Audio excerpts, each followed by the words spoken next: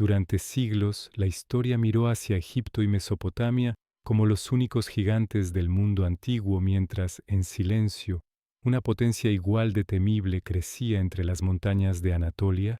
Los hititas no construyeron pirámides ni dejaron templos cubiertos de oro, y quizá por eso su nombre se desvaneció durante milenios, pero su poder fue real, organizado y devastador. Surgieron alrededor del segundo milenio antes de Cristo, en una tierra dura, fría y estratégica, un cruce natural entre Asia y el Mediterráneo, allí donde las rutas comerciales se mezclaban con la guerra constante. No eran un pueblo especialmente numeroso ni partían con ventaja, pero entendieron algo que cambiaría el equilibrio del mundo antiguo. La fuerza no estaba solo en los números, sino en la organización, en la ley y en el control del territorio. Mientras Egipto miraba al Nilo y Mesopotamia a sus ríos, los hititas miraron a las montañas y aprendieron a dominarlas. Su lengua, el hitita, una de las más antiguas lenguas indoeuropeas conocidas, nos revela que no eran un pueblo local cualquiera, sino el resultado de migraciones, conquistas y fusiones culturales. Supieron absorber lo mejor de cada civilización con la que entraron en contacto. Adoptaron dioses, técnicas administrativas y conocimientos militares, pero siempre los adaptaron a su propio sistema. Desde el principio entendieron que el poder debía estar respaldado por leyes y sus códigos legales, sorprendentemente menos brutales que los de otros pueblos contemporáneos, buscaban más la compensación que la venganza, algo revolucionario para su tiempo. Así comenzó a formarse un estado sólido, con reyes que no solo eran guerreros, sino también jueces y administradores. Poco a poco las pequeñas ciudades fortificadas se unieron bajo una autoridad central, y cuando el mundo antiguo empezó a darse cuenta de su existencia, ya era demasiado tarde, porque los hititas no eran un pueblo secundario, eran una potencia en ascenso que estaba a punto de enfrentarse de igual a igual con el mayor imperio de su época, Egipto, y reclamar su lugar entre los gigantes de la historia. Hattusa no fue una ciudad cualquiera, fue una declaración de poder tallada en piedra en mitad de un paisaje hostil, elegida no por su comodidad, sino por su capacidad defensiva, rodeada de colinas escarpadas y valles estrechos que convertían cada acceso en una trampa mortal para el enemigo. Allí los hititas levantaron una capital que desafiaba la lógica del mundo antiguo. Kilómetros de murallas ciclópeas con puertas monumentales, custodiadas por leones y esfinges que no solo protegían la ciudad, sino que intimidaban psicológicamente a cualquiera que se acercara. Dentro de sus muros, Hattusa era un centro político, militar y religioso, cuidadosamente planificado con palacios, templos y archivos que guardaban miles de tablillas de arcilla, verdaderos archivos de Estado donde se registraban tratados, leyes, rituales y estrategias. Algo impensable para muchas civilizaciones contemporáneas. La ciudad estaba diseñada para resistir asedios prolongados, con almacenes, sistemas de distribución y una organización interna que permitía mantener el control incluso en tiempos de crisis. Pero Hattusa no era solo fortaleza, era también símbolo, el corazón de un imperio que entendía el poder como algo que debía verse y sentirse. Desde allí, el rey gobernaba como intermediario entre los dioses y los hombres, supervisando una red de ciudades vasallas, conectadas por caminos y mensajeros, y aunque el clima duro y la ubicación aislada parecían una desventaja, los hititas lo convirtieron en su mayor fortaleza, porque quien quisiera derrotarlos primero tendría que sobrevivir a la tierra misma, y esa fue una de las razones por las que durante siglos Hattusa se mantuvo como una capital inexpugnable y el centro de uno de los imperios más temidos del mundo antiguo.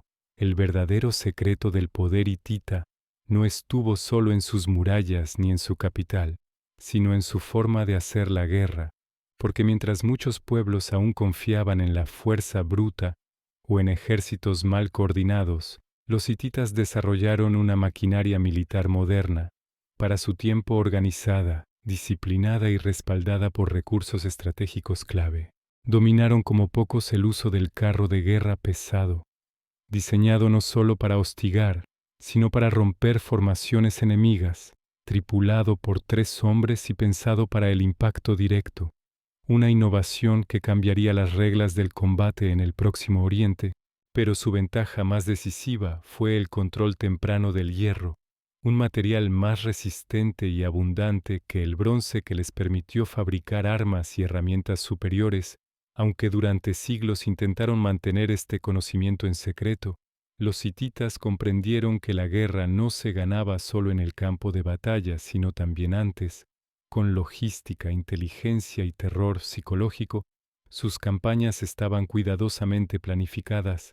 Sus ejércitos sabían cuándo avanzar y cuándo retirarse, y sus reyes entendían que la victoria debía consolidarse con tratados, deportaciones controladas y reestructuración del territorio, no con la destrucción total. Por eso su imperio se expandió mediante una combinación letal de fuerza y diplomacia, convirtiendo a antiguos enemigos en vasallos obligados a pagar tributo y aportar tropas. Y cuando Egipto empezó a sentir la presión hitita en sus fronteras asiáticas, ya no se enfrentaba a tribus dispersas, sino a un estado militar perfectamente organizado, capaz de desafiar al faraón en igualdad de condiciones y poner en jaque el equilibrio de poder del mundo antiguo. El choque entre Egipto y el imperio hitita era inevitable porque 2 superpotencias no pueden compartir el mismo tablero sin enfrentarse. Y ese enfrentamiento culminó en un lugar llamado Kadesh, a orillas del río Orontes, donde Ramsés II llegó convencido de que aplastaría a un enemigo inferior, pero lo que encontró fue una de las mayores emboscadas de la historia antigua. Los hititas, dirigidos por el rey Muwatalí II, utilizaron inteligencia, engaño y velocidad para atraer al ejército egipcio a una trampa cuidadosamente preparada. Los carros hititas irrumpieron con una violencia devastadora, sembrando el caos entre las divisiones egipcias y demostrando que Egipto no era invencible. Durante horas el resultado fue incierto, con Ramsés luchando por sobrevivir mientras su propaganda futura convertiría la retirada en victoria. Pero la realidad fue mucho más compleja. Ninguno de los 2 imperios logró imponerse de forma definitiva. Kadesh no fue una batalla de vencedores claros, sino la prueba de que ambos tenían fuerzas comparables. Por primera vez, Egipto tuvo que aceptar que existía otro poder capaz de resistirle cara a cara, y los hititas demostraron que podían golpear al faraón en su propio terreno. El resultado fue un equilibrio tenso que cambiaría la política internacional del Próximo Oriente, porque después de Kadesh el mundo antiguo ya no giraría solo alrededor de Egipto, sino que tendría 2 centros de poder enfrentados, vigilándose mutuamente, conscientes de que una guerra total podría destruirlos a ambos. Tras años de guerras inconclusas y fronteras inestables, los hititas y los egipcios comprendieron que seguir combatiendo era un riesgo demasiado alto para imperios que ya tenían otros enemigos acechando. Y de esa necesidad nació algo sin precedentes, la diplomacia internacional. Por primera vez en la historia 2 grandes potencias firmaron un tratado formal de paz, un documento pensado no para glorificar una victoria, sino para garantizar la supervivencia mutua. El tratado entre Hattusili III y Ramsés II establecía alianzas defensivas, devolución de prisioneros y cooperación frente a amenazas externas. Y fue redactado en 2 versiones, una en acadio para los hititas y otra en jeroglíficos para Egipto, dejando claro que ambas partes se reconocían como iguales, algo revolucionario en un mundo dominado por la propaganda y la humillación del enemigo. Pero el poder hitita no se sostuvo solo con acuerdos escritos. También desarrollaron una red sofisticada de espionaje, matrimonios políticos y diplomacia activa. Las princesas hititas se convirtieron en piezas clave del equilibrio internacional al casarse con faraones y sellar alianzas duraderas. Los mensajes entre cortes viajaban con rapidez y precisión, y cada movimiento era calculado para mantener el balance de poder. Así los hititas demostraron que la fuerza más peligrosa no siempre es el ejército, sino la capacidad de negociar desde una posición de poder. Y durante décadas lograron mantener la estabilidad en una región marcada por la guerra, gracias a una política exterior tan avanzada que anticipó en siglos las bases de la diplomacia moderna. El final del imperio hitita no llegó con una gran batalla gloriosa, sino con un colapso silencioso y devastador que borró su poder casi de un plumazo. A finales del siglo XIII a.C., el mundo antiguo entero comenzó a resquebrajarse.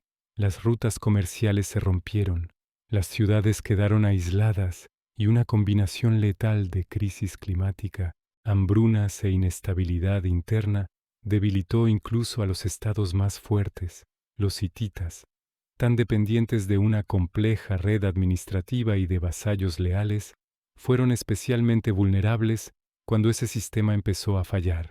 A ello se sumaron las invasiones de los llamados pueblos del mar, grupos móviles y agresivos que arrasaron costas y ciudades sin respetar fronteras ni tratados.